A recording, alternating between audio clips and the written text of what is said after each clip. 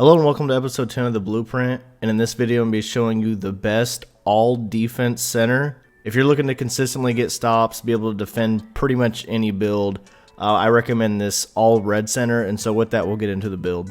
So for the skill breakdown, like I said, we're going to be doing the all-red pie chart for the skill breakdown.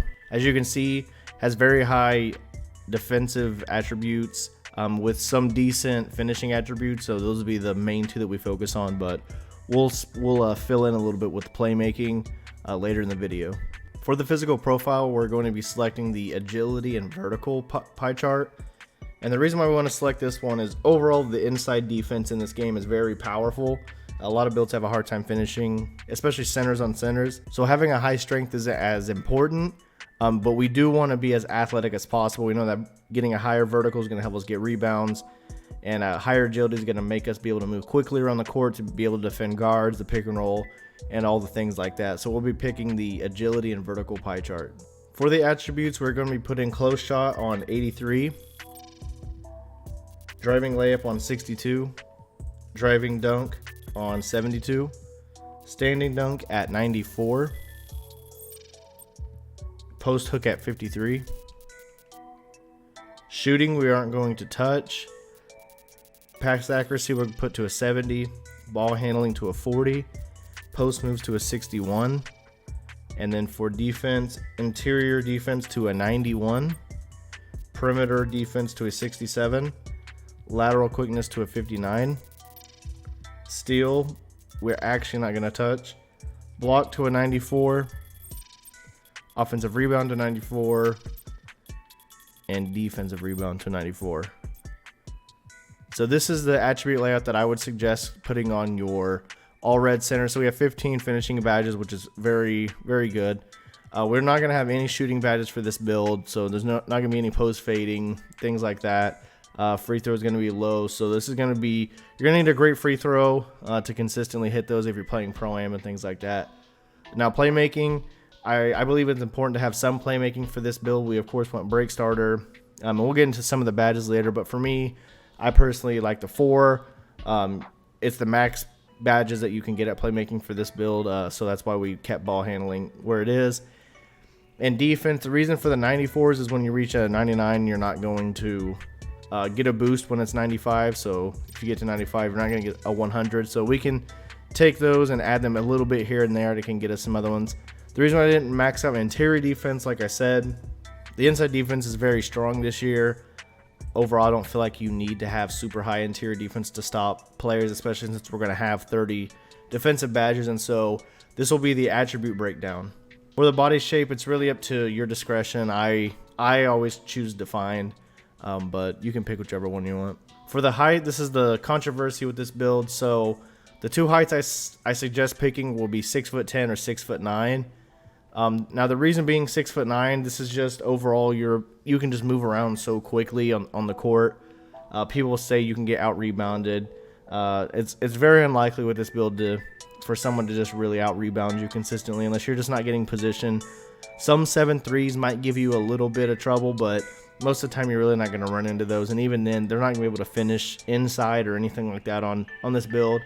So 6'10" to 6'9" is the two that I would select from. Me personally, I feel like the 6'9" is the way to go. Your perimeter and lateral quickness are just super high for a center. Our speed goes up to a 78, so of course with all the attributes and boost, you could get into the high 80s, maybe even 90s with this build. And anyone that has a center that is that fast is going to be very tough. And with your 30 badges, you're pretty much a really big lockdown at center. It does lower our standing dunk, but most of the time with this build, you're really probably not going to be getting too many, chances to finish. If you do, maybe it's alley-oops or maybe some one-on-ones in the break if you can get in those. But for me, I think 6'9" is the way to go for this build. For the weight, we are going to be putting it at 244 pounds. We want to keep a lot of our acceleration and speed. We don't want to kind of get into those. And I don't feel like you're going to gain enough with losing lateral quickness. Like I said, we want to stay as fast as possible. But we do gain a +1 here for interior defense. So I suggest going 244 pounds. For the wingspan, we're a center. I always suggest going max wingspan for any defensive player, but of course any center. So we will go with the max wingspan. For the takeover, we're going to go rim protector. Like I said, this is just a pure defensive build. We're going to be able to switch onto any type of player. If we get the rim protector badge activated, we could guard, any big. Everyone's going to have a hard time finishing around this build. It just makes sense to go with the rim protector badge here. For the finishing badges, we're going to put consistent finisher bronze, contact finisher gold, fancy footwork gold, pro touch silver, lob city silver, slithery finisher gold, and relentless finisher bronze. So the only badge that I would kind of play around with to add to this build would maybe be Giant Slayer, just because you are 6'9". If you are going against, of course, bigger centers than you, having the ability to do that. But overall, like I said, most of the time with this build, you're not going to be having that type of finishing ability, to be honest. So I feel like having the Lob City on silver is going to help you out more with finishing actual oops. But contact finisher, of course, all of these really help you finish those layups or dunks that you might get. So this is the setup that I would suggest going with the finishing badges. For shooting, we will go slippery off-ball bronze. So everyone knows that slippery off-ball, I'll just kind of read it. When attempting to get open off screens, the players more effectively navigate through traffic. So pretty much let's just focus on the end point of that. So in our rolls and things when we're off-ball, it's just going to not allow as many bump animations on us. And so that's why you're going to want to go slippery off-ball. For playmaking, I suggest going gold quick first step and bronze break starter. Bronze break starter has proven to be efficient enough. With our actual high passing as well, we're going to have a lot more accurate break starters. But quick first step is just one of those things where if you get the ball, early in the pick and roll or to reset, sometimes you can get a quick burst out of it and you'll just kind of blow past a lot of players, especially us being so small and quick. This quick first step actually might help us a lot, and we added into a little bit of our ball handling.